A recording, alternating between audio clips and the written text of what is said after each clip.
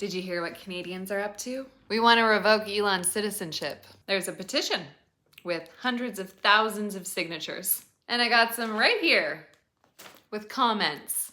Peter Dingleberry from Thunder Bay signed the petition and he wrote, "We heard you like Aunt Jemima. Stay out, traitor." Carol Angus Cakes from Regina signed and commented, "Peace be with you, Adolf." One last one. Susie Doily Face from Kitchener wrote, "Did you stick a chainsaw up your butt?" Don't forget to hit follow.